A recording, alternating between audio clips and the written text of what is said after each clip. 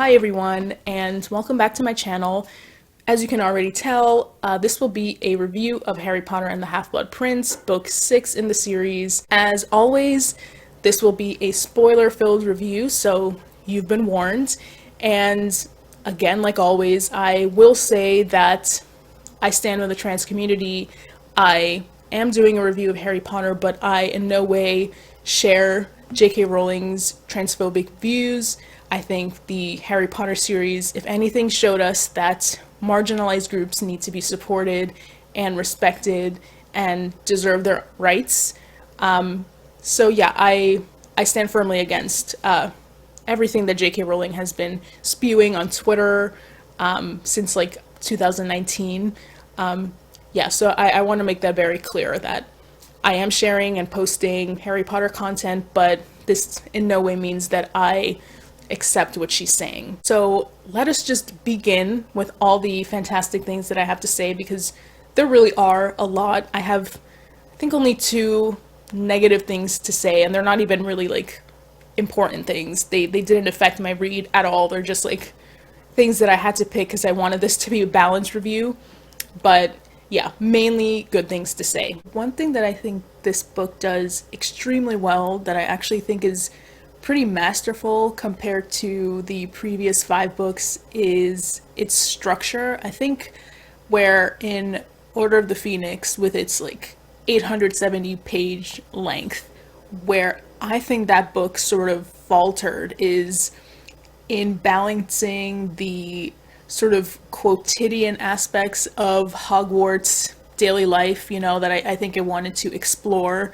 I think in that book it just got carried away. There were like too many scenes where the characters would just be doing schoolwork, just doing the things that they normally would do every single day, and it got a little bit tiring, it got a little bit repetitive, and this book I think handles that daily life situation much better. I thought that the book just had a steadier pace, like it found a good rhythm where it held our attention, it knew the right moments to withhold information and then share and give us some information.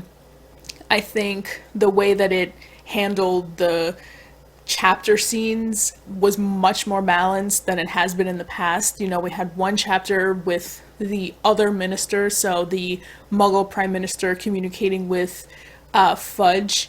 Then we had another chapter right after that with Snape and Narcissa and Bellatrix. Then it jumps to the Dursleys. Then it jumps to Harry going to the Burrow.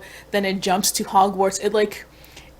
It gave us just the right amount of each scene and each moment, where for me it didn't feel like I was lacking information, or like it just felt like it ended the chapter in the right way and began the next chapter just where it needed to. I just thought, yeah, the rhythm, the pacing, the structure, the way that it leaves us in the end with this need to keep reading, keep pushing on with the series to the final chapter. So yeah, I think this just was much more assured, in that I think it found its groove. This is the book that for me is the most accomplished in terms of the craft of writing, of the actual skill that it takes to put on a book like this. So I think, yeah, it shines, it stands out for me. I think it's really masterful. I think anybody trying to write a book that is centered on adventure and a little bit of mystery and intrigue and also school life, I think this is a really good book to study. I have to say that this book is peak comedy. Every single page from the beginning to the end is pretty hilarious. Now, this sort of comedy has been there the whole time since book 1, and I've mentioned it in my videos, but honestly, this just had me laughing so much. Like I said, every page there's something. Every character has his or her moments. There's the moment in Defense Against the Dark Arts where Seamus asks Professor Snape what's the difference between an Inferius and a ghost, and Harry responds that ghosts are transparent, and Snape is just enraged by his answer, and he says, "Oh, very good. Yes, it is easy to see that nearly 6 years of magical education have not been wasted on you, Potter. Ghosts are transparent." Like, hilarious. And then right below that, Ron chimes in, of course, and he says, "Well, what Harry said is the most useful if we're trying to tell them apart. When we come face to face with one down a dark alley, we're going to be having a shufti to see if it's solid, aren't we? We're not going to be asking, 'Excuse me, are you the imprint of a departed soul?'" The sass is incomparable. You know, this book is where everybody has their little moment. Another moment that made me laugh was during the Quidditch tryouts. It's Harry's first time as Quidditch captain, of course, and he's become much more famous and popular now that everyone believes him. Now that it's been, revealed that he wasn't lying the entire time about Voldemort being back and all of that. So the girls like him a little bit more, and everyone just wants to meet him and talk to him more. So these trials are packed. And it says the third group of the people trying out, the third group had a pile up halfway around the pitch. Most of the fourth group had come without broomsticks. The fifth group were Hufflepuffs. And then just wanted to mention one more thing that made me laugh was with Ginny and Harry and Ron and Hermione. They're all there. And she reveals to Harry that Romilda Vane has been bothering her, constantly asking if Harry really does have a tattoo on his chest, I think of Dementors, and she lied to Romilda to make Harry sound more macho by telling her that he's got a Hungarian horntail, and she also just let slip that Ron also has a tattoo, but it's of a pygmy puff, so a very sweet little cute animal, not macho at all. So yeah, so funny. And it's just like this from page 1 to the very end. Something that has been lacking for me since book 1, and I think is overall a flaw of the series, is a bit more 3-dimension of the houses and of the students in the houses. Famously, Slytherin, they're all like the bad guys, all the villains. I'm a proud Slytherin, so it always bothers me that there's not like a single decent Slytherin that doesn't just carry a bunch of baggage. Like, yes, some Slytherins were redeemed by the end, but they're still bullies or just not very nice people. But this book, I think, is the best in terms of giving us a character from different houses that doesn't necessarily live up to the ideals of the houses. So you get McLaggen in Gryffindor. He's pompous and arrogant and like just wants the attention on himself. He really is showing off in all the Quidditch trials. He doesn't make the team, and then he has a burst of anger, and then when he's invited back onto the team, when Ron can't be on the team, he's bossing everybody around. So it's like he's obviously a Gryffindor, but he's the extreme end of the Gryffindor. But I like that it at least gives us somebody, within Gryffindor that isn't just like perfect, isn't the hero like the Golden Trio is. It just shows us at least somebody from this very popular house that, isn't perfect. We also get, well, he's not really in this book very much, but he's mentioned a lot, and that's Zachariah Smith. He is a Hufflepuff, if I'm correct, and he does a really terrible job commentating for one of the Quidditch matches, and he's just insulting the Gryffindor team basically and being really rude, and he's also pretty arrogant and also kind of pompous, a bit like McLaggen.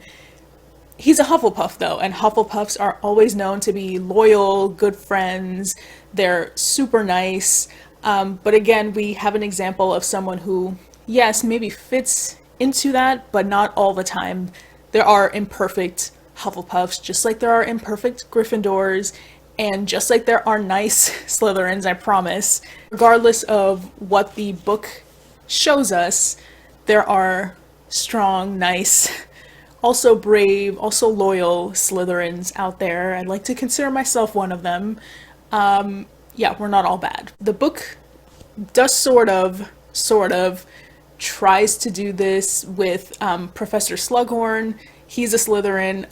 I think he's hilarious. I mean, he also is a clearly a Slytherin. He's very ambitious, kind of power hungry, wants to be associated with famous, bright people, and wants the credit of having discovered them or having taught them. He clearly wants to like collect talented people and be surrounded by this like famous network that he's sort of connected to, like a third degree removed from the actual talented famous person, which is why he's so in love with Harry. You know, he also was a fan of Harry's mom, Lily, because she was such a star potion student when he taught her. So yeah, he's definitely a Slytherin, but I really appreciate that finally we have a Slytherin that is on Dumbledore's side, that is running away from the Death Eaters, that does not like Voldemort, that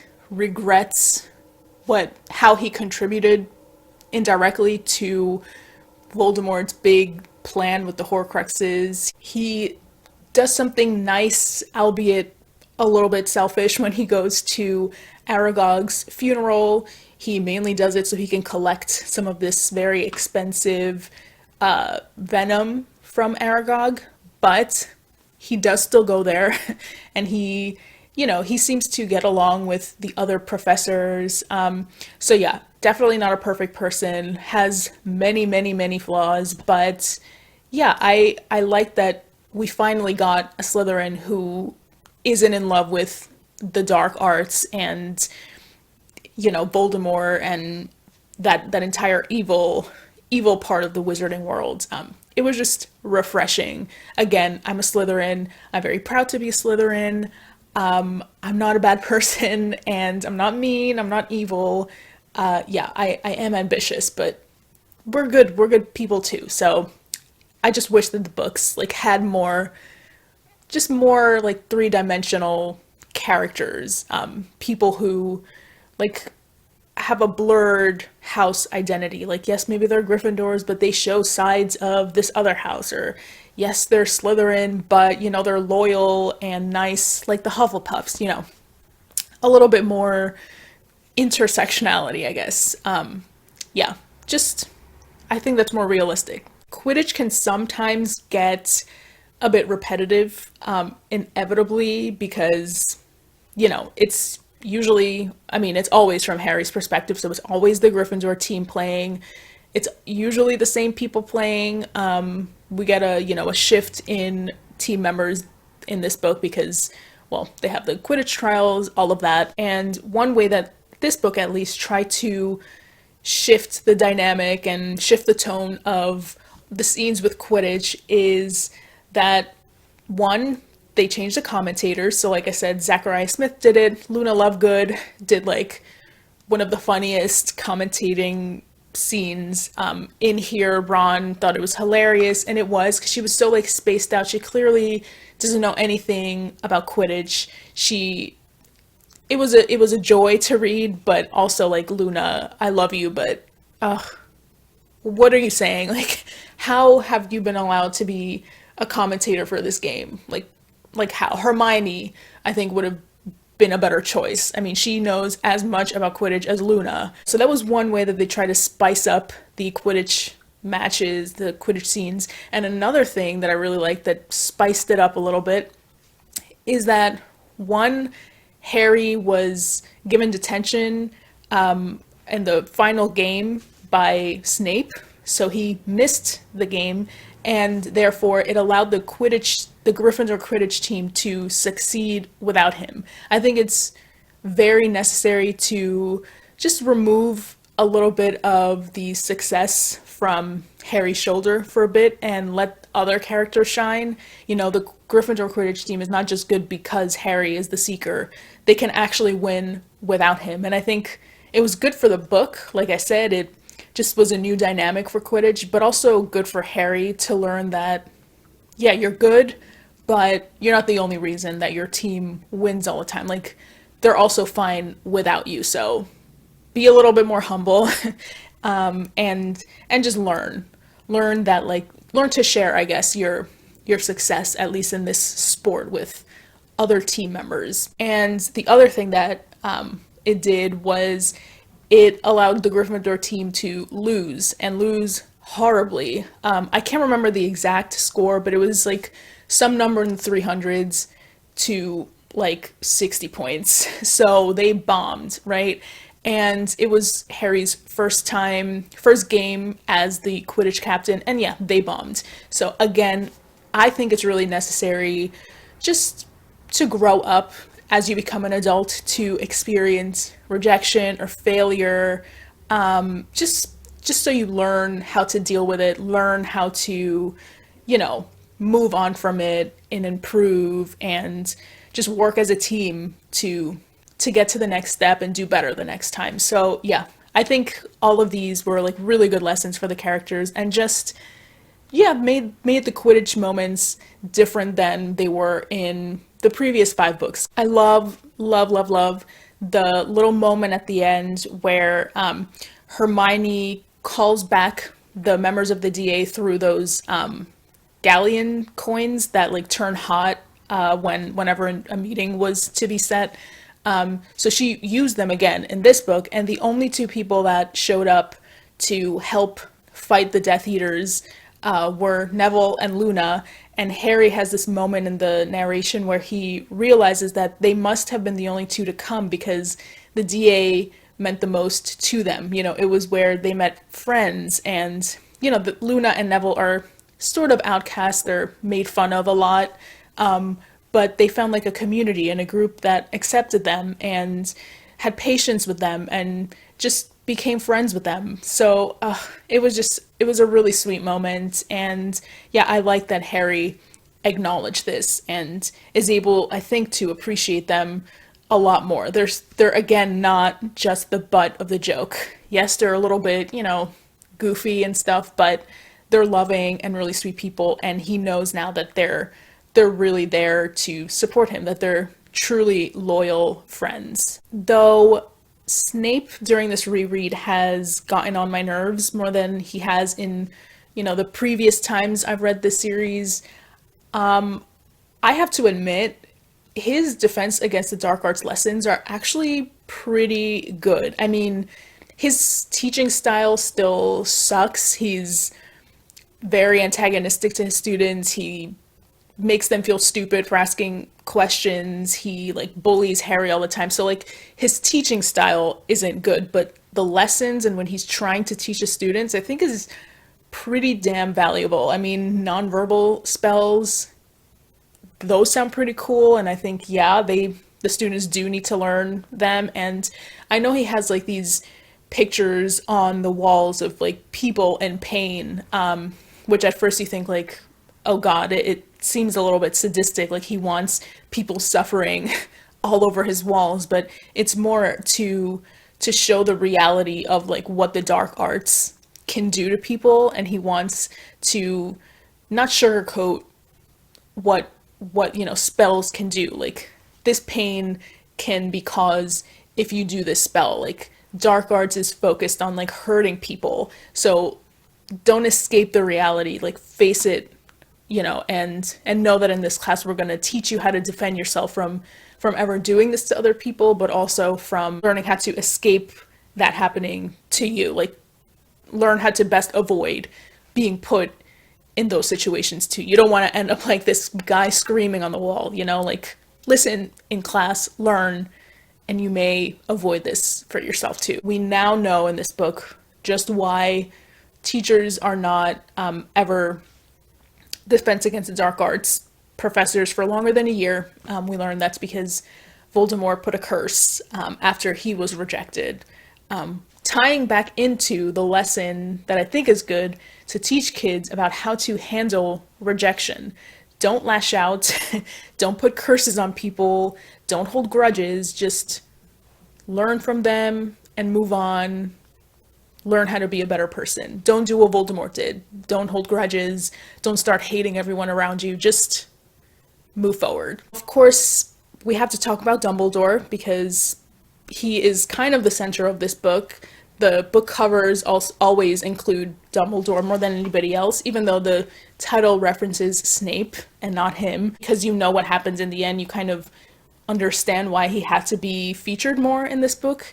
And again, this reminds me of a complaint I had in book 4, which is what I said about Cedric, how I wanted Cedric to be included more in the book for his death to be more significant to me as a reader. Problem fixed in book 6. You know, Dumbledore in previous books has sort of dropped in and out in crucial moments to, you know, provide exposition or to, you know, just explain something to Harry and also the reader. But here, for his death to matter, we needed more scenes with Dumbledore. Boom, fixed. That's why his death just means so much more and like hurts so much more. One way that we learn more about him is he visits Harry at the Dursleys. He picks him up to go try to convince Slughorn to teach at Hogwarts again. But he's there from the beginning. You know, we are reminded that Dumbledore is important in this story from the beginning. And then we get even more of him through his lessons with Harry, which I think are spectacular. And I love that they're sort of a mini lesson in how we should all approach people or people we disagree with, our enemies. That's really dramatic to say, but like, you know, people that maybe have like beliefs that are opposite yours, whatever, you know. It's the idea that you try to understand them, not excuse what they did, not normalize what they did, but just learn a little bit about their pathology and about what perhaps led to their becoming the way they are. So the lessons with Harry, with Dumbledore, when they, you know, look at the pensieve and revisit some of the memories surrounding Voldemort and his youth, are so interesting. And again, I don't want to mention the movies, but I kind of have to for a moment, but like completely missed from the film adaptations, like any scene with like Hepzibah Smith or with Merope, Voldemort's mom, or Morphin or Marvolo or the Tom Riddle Sr., so Voldemort's father.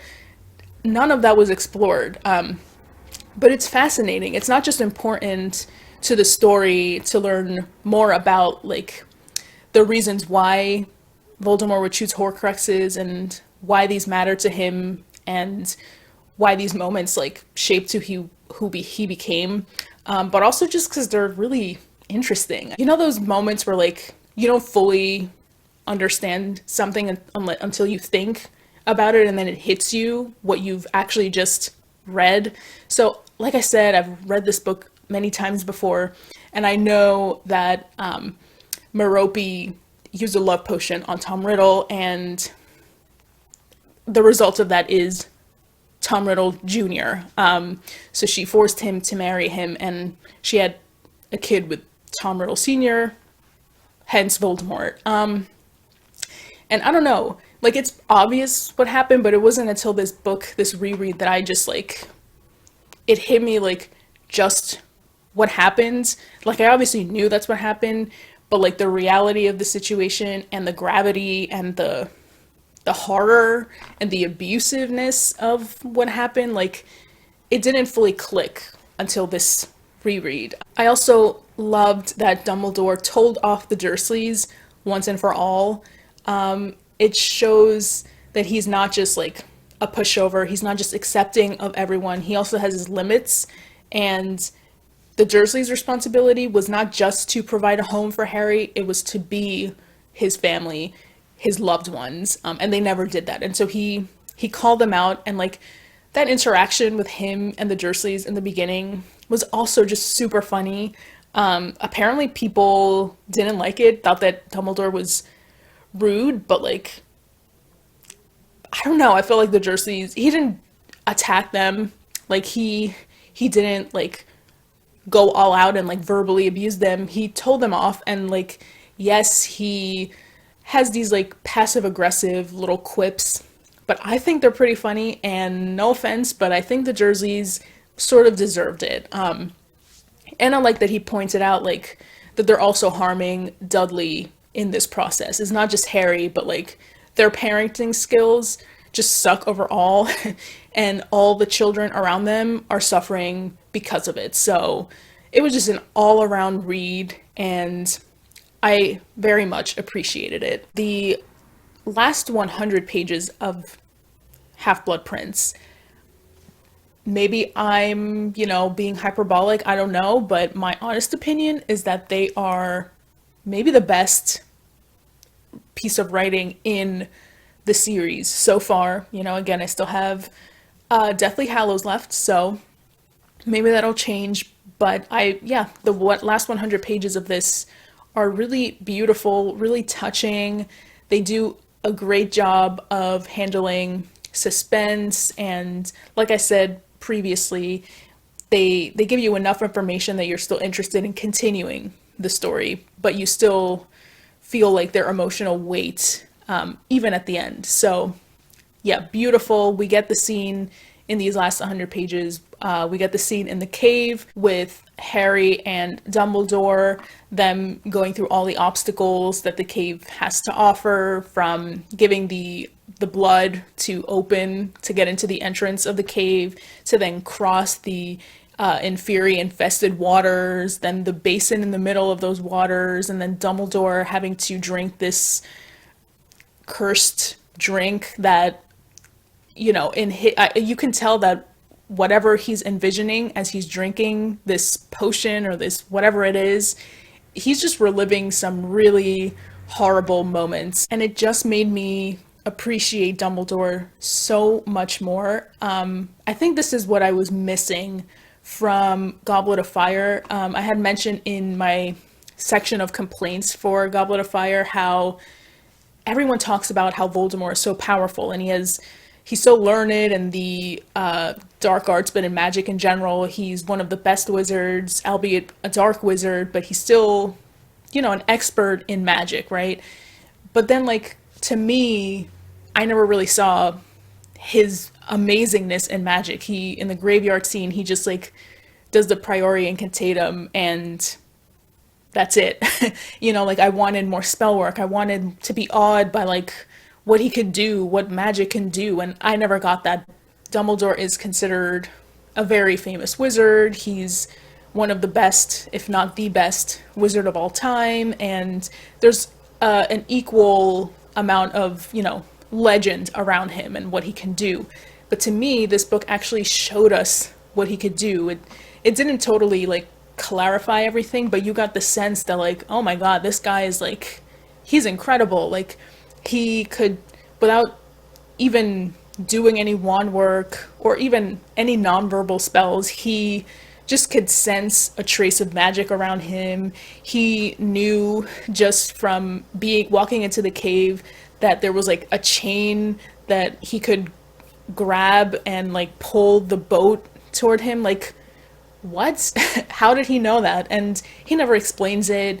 There's nothing that, like, would be obvious to another wizard in that situation that would make them think that there was a rope, or that, no one would really know how to maneuver these obstacles, but Dumbledore could. And just the fact that he knew to look into Voldemort's past and explore, like, his background, and that he knew sort of about the Horcruxes without, it was never confirmed for him, but he did enough research that was basically his guess, and it was right in the end. Like, this guy is incredible. Like, he's smart and patient and just beyond wise, and I loved how the book actually showed us that. Like, yeah, I got a true sense of his power. It's not just his skill as a wizard that impressed me, but also him as a human, the loyalty that he has to Harry, and the cause of fighting Voldemort and protecting Harry to the end. I mean, he immobilizes Harry when they're in the astronomy tower, and when Harry is still under the invisibility cloak. So Harry could be protected, and that's what led Draco Malfoy to be able to disarm Dumbledore. He was always just putting Harry before him, and maybe his methods were too vague sometimes. Maybe we wanted him to share more information, but in this book we get the sense that he was always holding back information for Harry's own good, because he wanted to protect him. So yeah, I think this is a great book for Dumbledore and us seeing just how compassionate he is, but how fierce he is too. He's soft-spoken, but he's got this like power within him. Yeah, he was just a standout character for obvious reasons in this book. The funeral at the end is heartbreaking. It doesn't matter how many times I read this book, and that I know that the scene where he dies is coming. Obviously I know that's going to happen, but I have to say it really doesn't matter how many times I read it. Like, I still feel like the earth has been removed from under my feet. Like, I feel like I want to scream, like, no, he can't be dead. I'm doing the exact same thing that the other characters are doing. You feel so much of what Harry and the others are going through. Like, how can the greatest wizard just have been killed by somebody that we thought was on our side? It's heartbreaking. Like, it's an emotionally moving moment, and I think one of the best in the series. Also one of the worst, because it hurts so much. But yeah, you really feel it. And the funeral at the end is also just really beautiful. And when Hagrid, like, when he's the one carrying Dumbledore's body, and his body is so fragile, oh my gosh. And then, like, the scene in the astronomy tower, the moment right before Snape kills Dumbledore, where Dumbledore, like, pleads with Severus to, like, kill him, essentially. He doesn't say that, but that's what's understood. And how, like, it's the first time that he sounds weak and desperate. Oh my gosh. I mean, yeah. Just tragic. I still am hurt by that moment. It sucks. I don't want Dumbledore to die. Obviously he did, and he had to, for the story, but yeah, a really moving moment, an unforgettable moment for me. The funeral stands out, not just because, like, it's beautiful and beautifully put together and all the people that he cared about are there, but it just, like, when I was reading it, it made me stop and think, like, would there ever be another wizard who is able to bring so many disparate people and creatures together? Like, centaurs were there to commemorate him. The mermaids, is that what they're called? The mer people. Yeah. The mer people came up to pay their respects, because Dumbledore is fluent in Mermish. Like, will there be another wizard who is capable of that much unity? I don't know. And it made me sad to think that, like, I don't know, I guess people didn't have the same mentality that he did of wanting to learn about different people and learn other languages. Like, not even Hermione knows Mermish. Like, she, of all the characters, to me, seems like the person who would try to, like, be fluent in other languages, but yeah, not even Hermione knows Mermish, and I don't think in the future she learned Mermish either.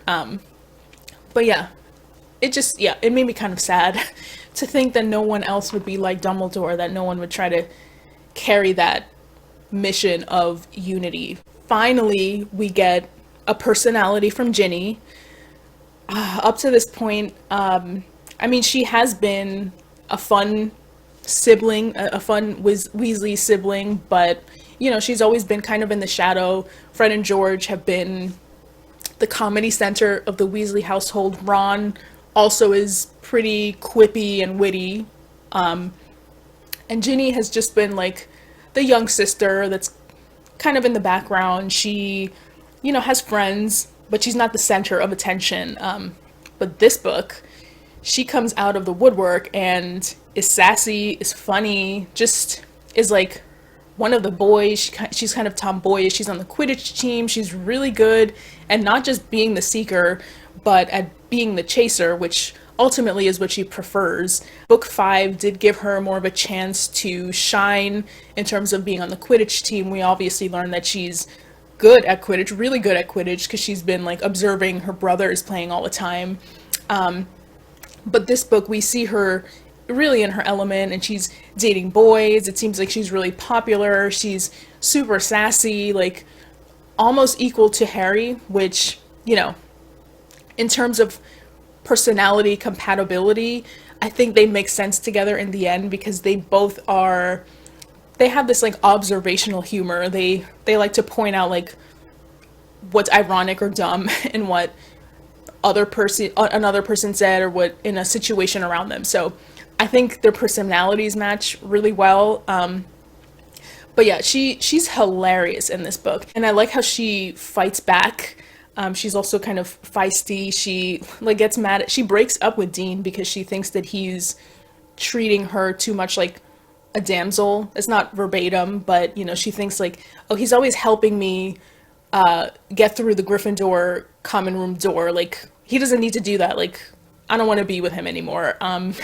Which is a little silly, but it just shows how independent and strong she is. So yeah, I think her and Harry make sense. I have to admit, so this is the moment where I would normally just go on about maybe my nitpicks, the things that I didn't think totally worked in here.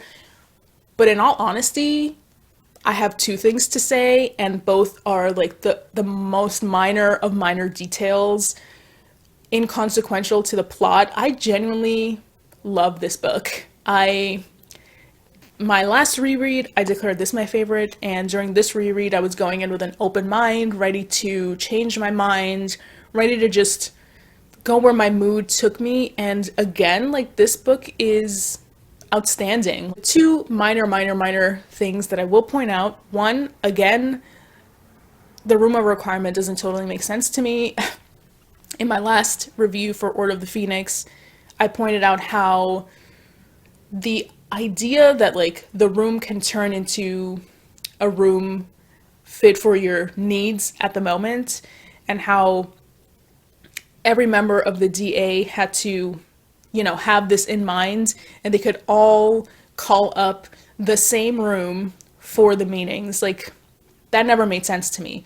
And so in this book, Malfoy needed a room to work on one of the vanishing cabinets, and so it turned into that room for Malfoy, and then Harry individually needed a room to hide something, so then it turned into that same room. And then for Professor Trelawney, who needed to hide her sherry bottles, it turned into that room too. How? What is the purpose of the room of requirement? I mean, it seems to turn into the same room for many people thinking different things. So still doesn't fully make sense, but you know, I go along with it. And again, like, not totally important to the plot at all. The second very small thing that was a little bit annoying, but also like completely inconsequential to the story, is the spell Aguamenti. So when Dumbledore and Harry are in the cave, this is the moment right after Dumbledore finishes drinking the potion liquid thing that causes him all this pain and suffering. He's just finished. He wants water. So Harry tries to like do Aguamenti into like the goblet that Dumbledore used to drink the potion, but the water sort of disappears. Then he keeps doing Aguamenti into the goblet, and he's like, oh my god, like, what do I do? And then ultimately he decides to get water from the like the lake itself to give to Dumbledore. Now, I'm guessing that it needed to be water from this lake so that it would like agitate the Inferi to then attack Harry. So I could see how, like, from a writing plot perspective, that was what needed to happen. But like, couldn't Harry just like Aguamenti straight into Dumbledore's mouth? Just like open your mouth, Dumbledore.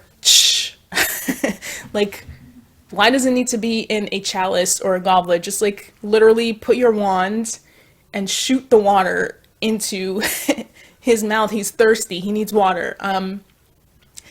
And like later on, after the cave, it's when the Death Eaters set fire to Hagrid's cabin. That's what Harry and Hagrid do for the cabin. They like say Aguamenti and shoot the water like a hose to put out the fire for the cabin. So like, so we know that you can use Aguamenti, the spell, to shoot water, and it doesn't have to be like stored in some sort of vessel to drink. Like, you could just shoot it from your wand and it'll be fine. So like, he could have just done that for Dumbledore. That's just like, again, super minor, inconsequential, but like a noticeable inconsistency. And that's literally it. I just love this book so much. I think it's the strongest entry in the series so far. I thoroughly enjoyed rereading it. Yeah, kind of number one in my personal ranking. But again, we'll see. Have one more. Kind of sad that the series is almost over, but I guess I have another reread to look forward to in the future. Yeah, so thank you so much again for watching my review of this book, and stay tuned for a few more Harry Potter related videos on this channel. And yeah, let me know if you agree or disagree with anything I had to say. Is this your favorite in the Harry Potter series? And yeah, like and subscribe, and I'll see you guys next time. Bye!